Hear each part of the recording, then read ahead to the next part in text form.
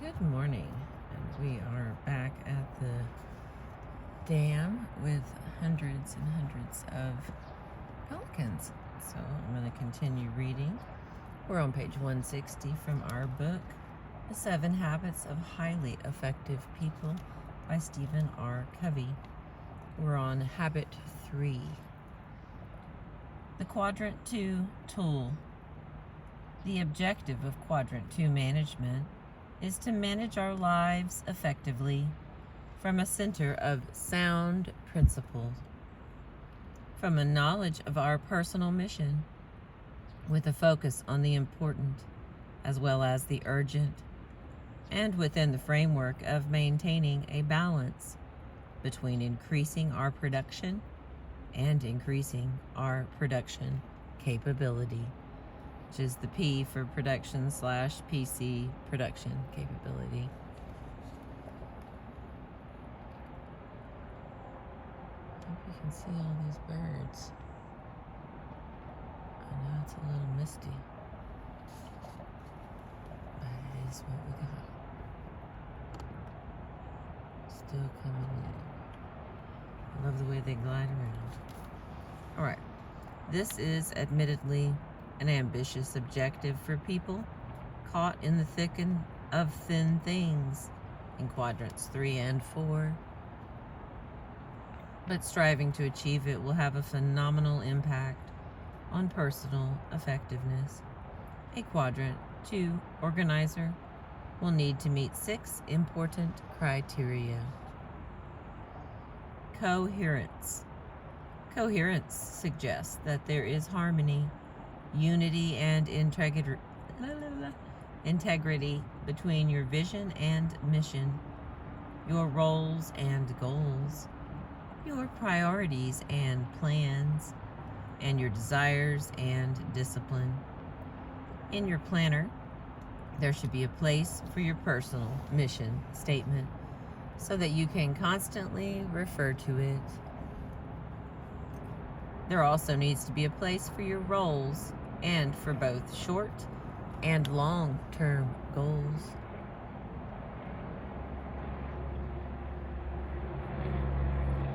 Balance. Your tools should help you to keep balance in your life, to identify your various roles and keep them right in front of you so that you don't neglect important areas such as your health, your family, professional preparation, or personal development. Many people seem to think that success in one area can compensate for failure in other areas of life. But can it really? Perhaps it can for a limited time in some areas, but can success in your profession compensate for a broken marriage, ruined health, or weakness in personal character? True effectiveness requires balance, and your tool needs to help you create and maintain it. Quadrant 2 focus. You need a tool that encourages you, motivates you, actually helps you spend the time you need in Quadrant 2 so that you're dealing with prevention rather than prioritizing crisis.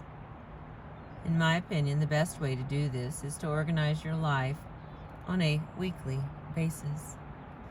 You can still adapt and prioritize on a daily basis, but the fundamental thrust is organizing the week.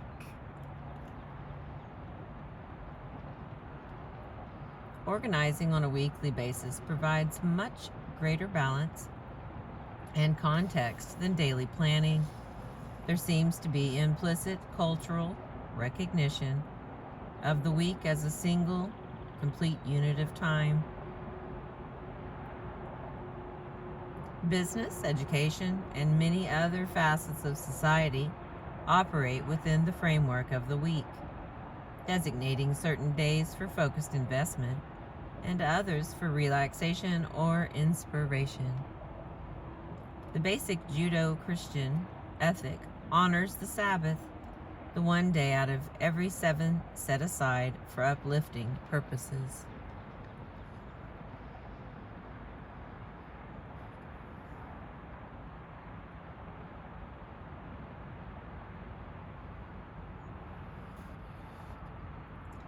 Most people think in terms of weeks, but most third-generation planning tools focus on daily planning. While they may help you prioritize your activities, they basically only help you organize crisis and busy work. The key is not to prioritize what's on your schedule, but to schedule your priorities. And this can best be done in the context of the week. A people dimension. You also need a tool that deals with people, not just schedules. While you can think in terms of efficiency in dealing with time, a principle-centered person thinks in terms of effectiveness in dealing with people. There are times when principle-centered, quadrant 2 living requires the subordination of schedules to people.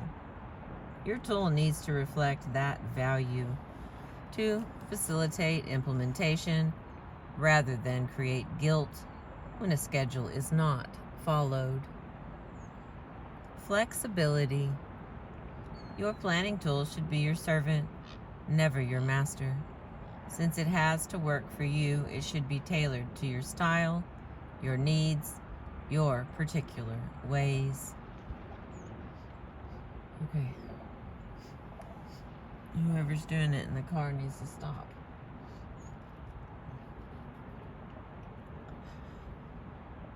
Portability.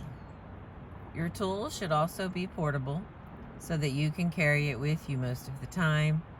You may want to review your personal mission statement while riding the bus. You may want to measure the value of a new opportunity against something you already have planned. If your organizer is portable, you will keep it with you so that important data is always within reach. So instead of getting clearer this morning, my friends, it's gotten a whole lot foggier.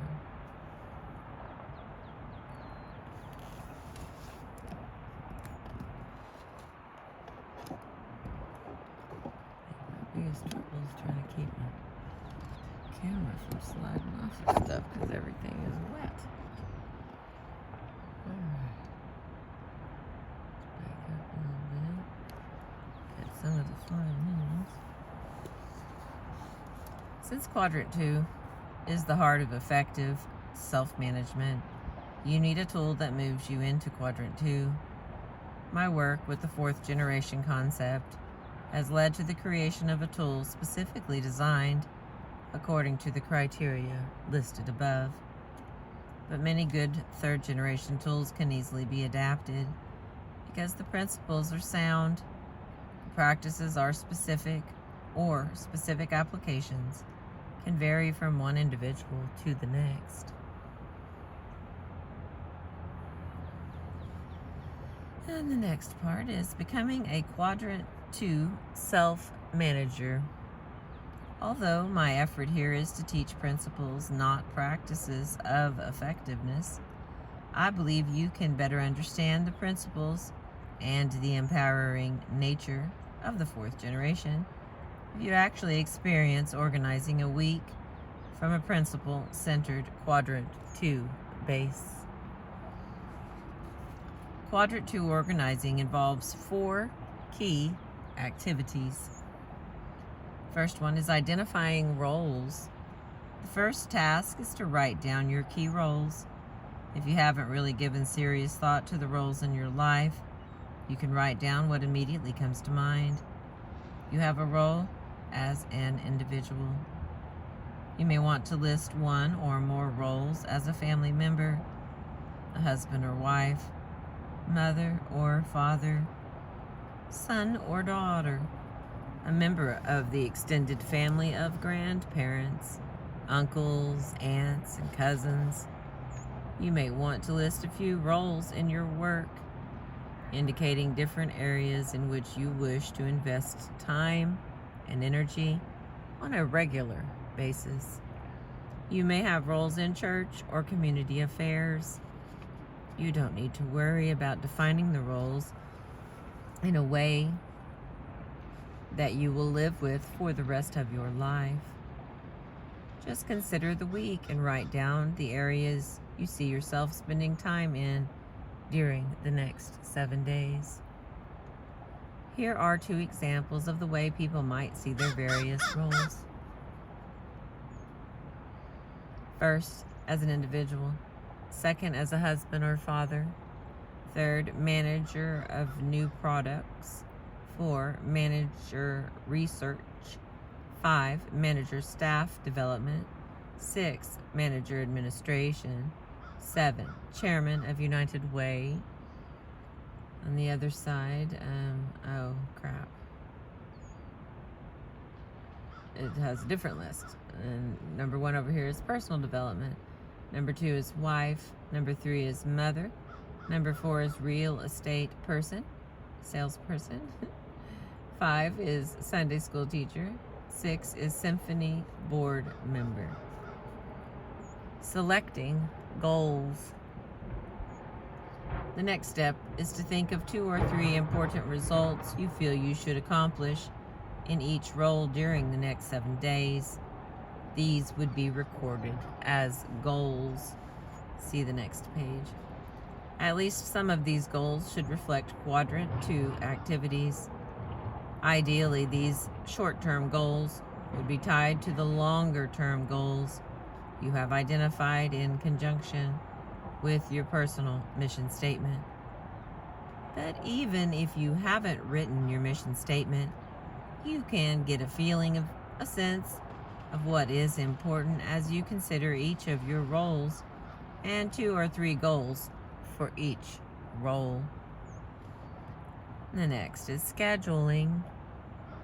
Now you can look at the week ahead with your goals in mind and schedule time to achieve them. For example, if your goal is to produce the first draft of your personal mission statement, you may want to set aside a 2-hour block of time on Sunday to work on it. Sunday, or some other day of the week that is special to you, your faith, or your circumstances, is often the ideal time to plan your more personally uplifting activities.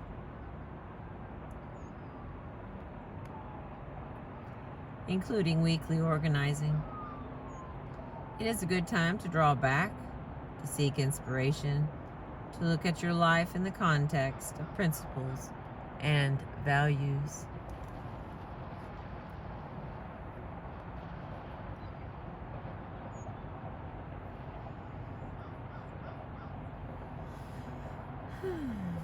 If you set a goal to become physically fit through exercise, you may want to set aside an hour, 3 or 4 days during the week, or possibly every day during the week to accomplish that goal. There are some goals that you may only be able to accomplish during business hours, or some that you can only do on Saturday when your children are home. Can you begin to see some of the advantages of organizing the week instead of the day? Having identified roles and set goals, you can translate each goal to a specific day of the week, either as a priority item or even better, a specific appointment. You can also check your annual or monthly calendar for any appointments you may have previously made and evaluate their importance in the context of your goals, transferring those you decide to keep in your schedule and making plans to reschedule or cancel others. So let's see if we can get this book back up here today. I'll show you what we got going on here. So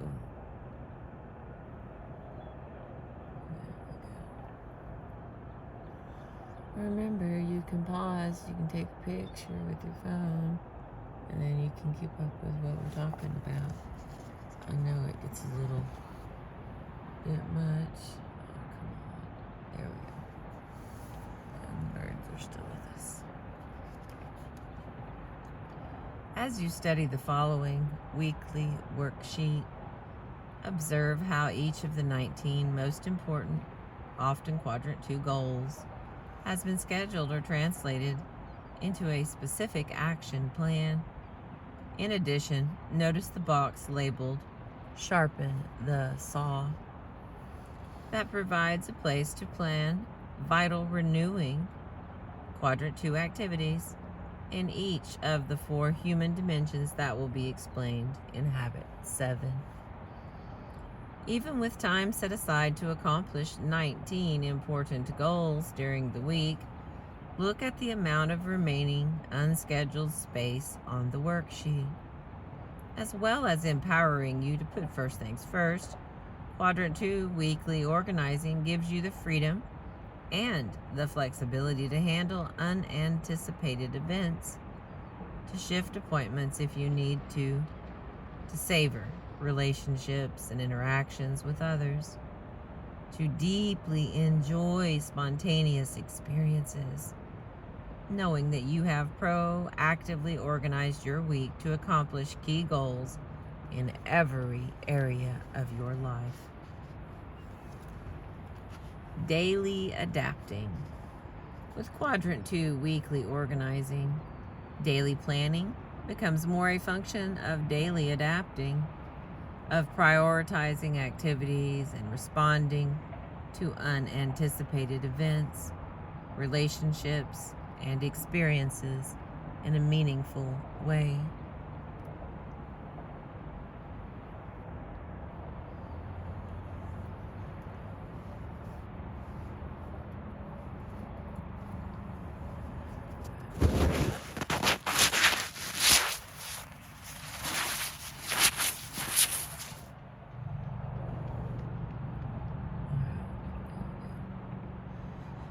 Taking a few minutes each morning to review your schedule can put you in touch with the value-based decisions you made as you organized the week, as well as unanticipated factors that may have come up. As you overview the day, you can see that your roles and goals provide a natural prioritization that grows out of your innate sense of balance. It is a softer, more right brain prioritization that ultimately comes out of your sense of personal mission. You may still find that the third generation, A, B, C, or 1, 2, 3 prioritization gives needed order to daily activities.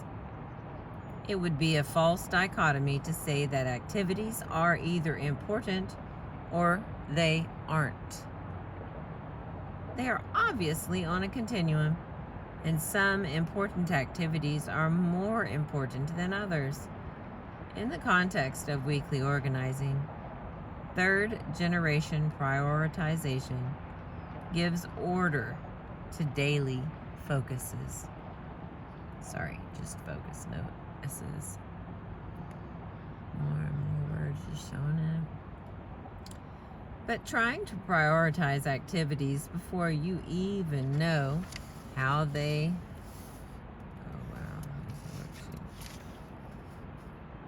relate to your sense of personal mission and how they fit into the balance of your life is not effective. You may be prioritizing and accomplishing things that you don't want or need to be doing at all. Can you begin to see the difference between organizing your week as a principle-centered Quadrant 2 manager and planning your days as an individual centered on something else? Can you begin to sense the tremendous difference the Quadrant 2 focus would make in your current level of effectiveness? Having experienced the power of principle-centered Quadrant 2 organizing in my own life, and having seen it transform the lives of hundreds of other people, I am persuaded it makes a difference, a quantum positive difference. And the more completely weekly goals are tied into a wider framework of correct principles and into a personal mission statement, the greater the increase in effectiveness will be. Okay. I'm going to try to show you this weekly planner that they have in here before I end this one for us. Because this is something else. Come on.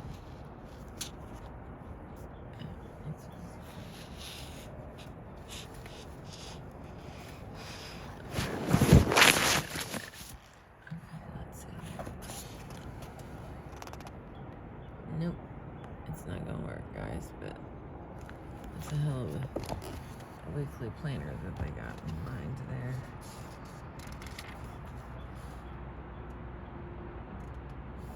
And then here's the last little chart that came with it. See when I can get that one clear. There we go. Thank you for being with me. I appreciate you. We are almost done with part 3. We're on page 169 and we got to get to 182. And we will be done with habit 3. Oh, Lordy. Oh, Lordy. Thank you for being with me. I appreciate you. I'm going to back out a little so you can see how many hundreds of these pelicans are out here. Kind of looks like salt on it, but I appreciate you.